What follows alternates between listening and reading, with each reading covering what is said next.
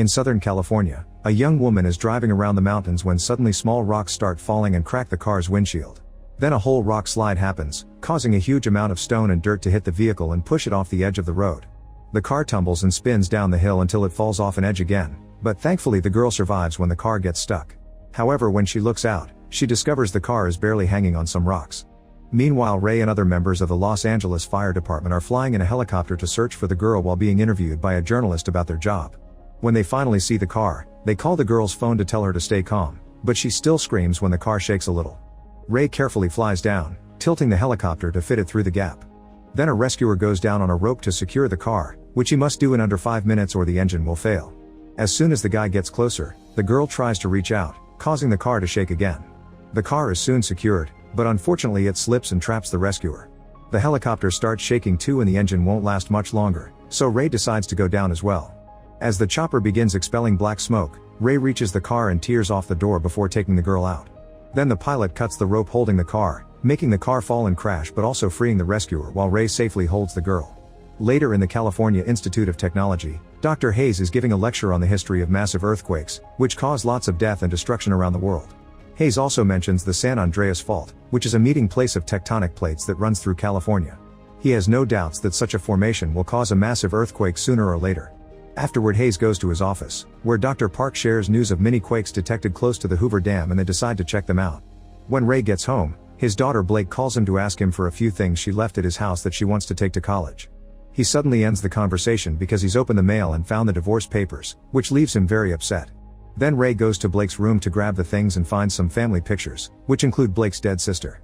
At the Hoover Dam in Nevada, Park and Hayes are measuring seismic activity with a new device and are shocked to see the pulse rate suddenly make a big jump right before an earthquake hits the area. On top of the dam, Hayes rushes to tell people to run away, but Park is inside and has to try to climb the stairs as the dam starts to crumble down and rock slides ensue. People run away in panic while the structure breaks and the water begins coming out, causing even more damage. Park hurries up and manages to come out, but at that moment he sees a girl with a hurt leg and stops to pick her up. Then he begins running as fast as possible while the ground collapses right behind him. Suddenly Park trips and he throws the girl at Hayes before falling, only to discover his foot has been stabbed by a metal rod and he's stuck. Hayes wants to help him, but Park tells him to stay with the girl as the dam finally collapses and a huge burst of water kills him. Back to Ray, he receives a text from his boss telling him about the earthquake and asking him to come in. First, Ray stops to drop his daughter's things and meets with his ex-wife Emma and her boyfriend Daniel.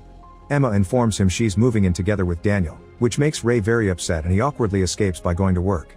A few hours later, Blake goes with Daniel to his workplace, and while waiting in the lobby, she befriends Ben and his little brother Ollie. Meanwhile, Hayes is being interviewed by the same reporter who talked to Ray and explains that before Park died, they confirmed their new device could predict earthquakes.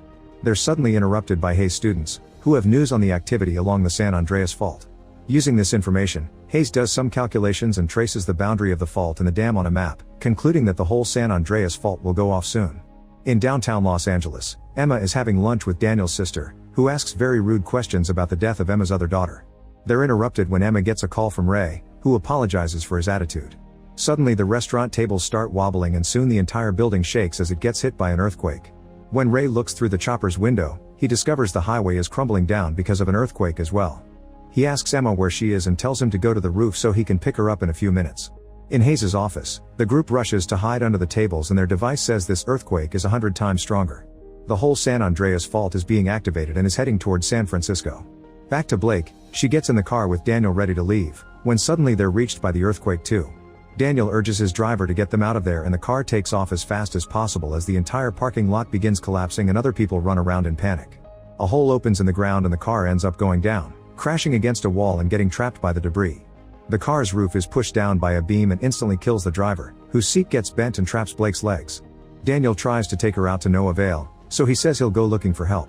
On the first floor, Daniel finds a security guard and asks for help, but the guard is crushed by the falling ceiling. Terrified, Daniel decides to leave with the rest of the people, but Ben and Ollie overheard him talk to the guard and decide to go find Blake. At the same time, Ray continues to fly to Los Angeles and sees the Hollywood sign going down. Fire and smoke are coming from various spots in the city, and the skyscrapers are starting to go down too.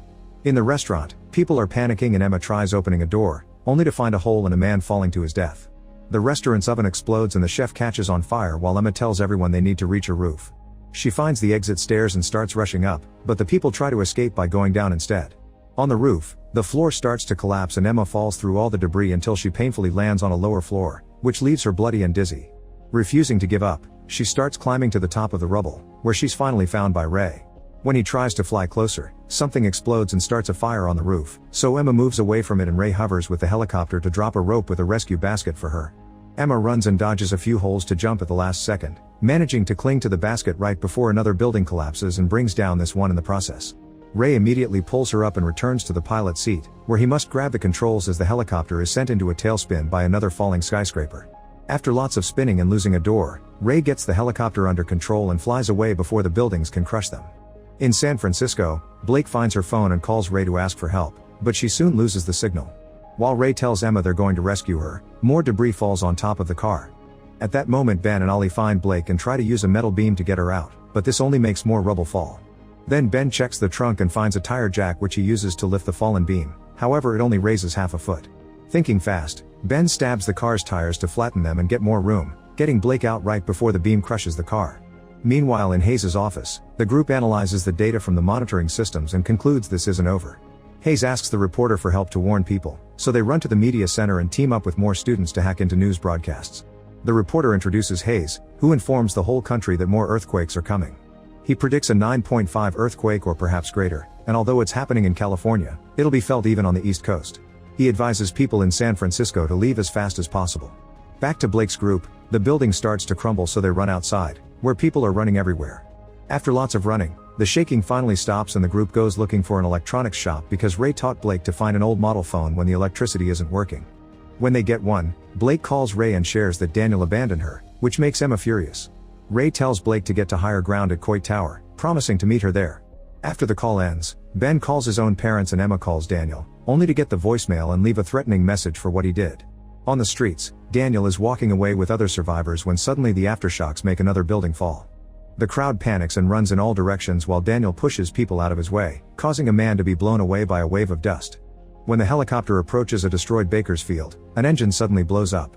Ray knows they're going to crash, so he starts pulling some crazy moves, descending and going up over and over to try to land. Unfortunately the propeller hits a lamppost and the helicopter goes down, crashing right into a storefront. Thankfully Ray and Emma are fine, and they watch how people use this time of crisis to loot the mall and shoot each other like maniacs. They sneak around the parking lot until they find a truck with its door open and Ray begins to hotwire it, only for a thief to suddenly threaten him with a gun. With no hesitation, Ray disarms him and punches him, then he leaves with Emma in the truck. Moments later on the highway, they see an elderly couple with a broken car waving their arms to make them stop. Ray ignores them and keeps going, only to suddenly hit the brakes when Emma sees a giant gap in the middle of the road caused by San Andreas. The duo goes back to the elderly couple and Ray notices the man's aviation hat, so the couple takes them to a nearby airport hangar. As thanks, they give the elderly couple the truck while they get on a plane. Before taking off, Ray admits he became emotionally distant because he didn't know how to deal with their daughter's death and he blames himself for it because it had been his idea to go rafting that day. Ray apologizes for how he destroyed their marriage, and Emma assures him nobody could have saved their girl so he shouldn't feel guilty. In San Francisco, Blake's group is walking with the crowd that is being guided by a guard to evacuate. Suddenly Blake sees an abandoned fire truck and pulls out an armored box of emergency supplies, which includes a radio and food rations. Ben notices the Coit Tower is surrounded by flames and smoke, so Ollie reads in his tourist book that the next highest point is Nob Hill and the trio begins heading there, which is in the opposite direction of the evacuation. Moments later the plane arrives at San Francisco, but the airport is also on fire so Ray sets the plane on autopilot and announces they'll have to parachute out. Emma is hesitant, so Ray straps her to his parachute and they jump together, falling for several minutes before landing safely in the middle of a baseball diamond. At that moment, another earthquake hits the area. Hayes and his team hide under the tables again, noticing the building is shaking harder this time. In the streets of San Francisco, the trio falls as the earthquake starts bringing down the power lines and destroying buildings.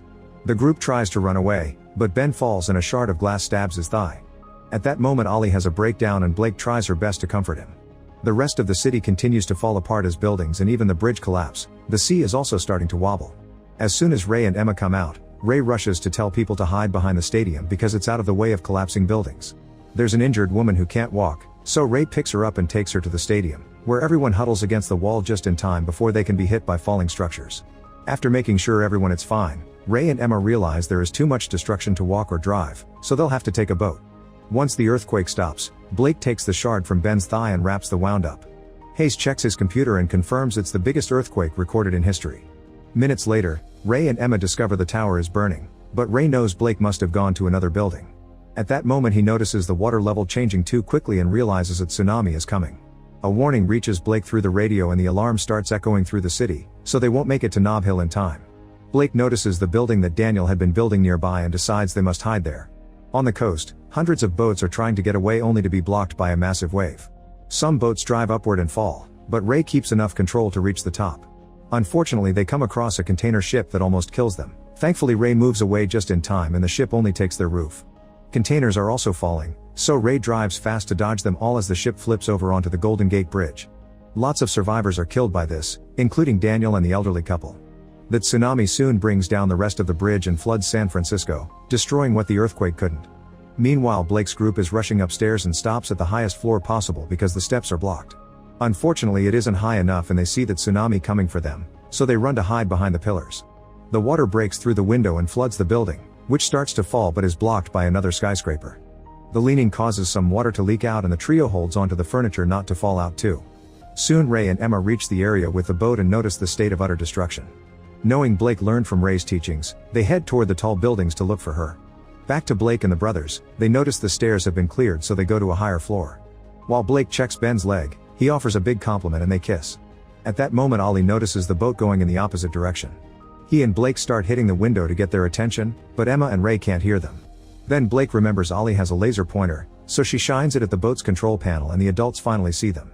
Suddenly another wave hits the area and breaks the windows, flooding yet another floor too. Ben and Ollie swim toward the stairs to escape, but unfortunately Blake gets caught in the water and can't reach the brothers because of a glass door. The building is sinking, and the water levels are quickly rising. Ray leaves the boat in Emma's hands and kisses her before jumping into the water to swim into the building. Once inside, Ray sees Emma on the other side of the glass door and tells her to wait while he tries to move the debris. On the upper floor, Ben tells Ollie to wait safely while he goes back for Blake, but at that moment the building starts shaking again and water reaches their area as well. This water takes the last few inches Blake had to breathe, and she soon passes out. A desperate Ray makes a final effort to move the debris and finally makes his way through to reach his daughter, taking her with him as he swims upstairs to meet with the brothers. The building continues to sink as Blake tries to give Blake CPR and Ben tries to break the windows, but he isn't strong enough. Outside, Emma sees this and drives the boat back to then approach the building at a very high speed, smashing her way inside. The group immediately gets on the boat and drives away, moving out of the way right before the buildings collapse behind them. Ray continues to try to resuscitate Blake and eventually gives up, but seeing Emma cry inspires him to keep trying, refusing to lose another daughter. Suddenly Blake wakes up, dizzy but alive, and everyone hugs in relief. Sometime later, the National Guard and UN relief teams arrive at the area to help the survivors. Signs, letters, and pictures are hung on a fence as a last goodbye to those who didn't make it. Ray and his family watch what is left of the city, and he announces now it's time to rebuild. Make sure to subscribe and turn on notifications so you can watch more videos like this. Thanks for watching.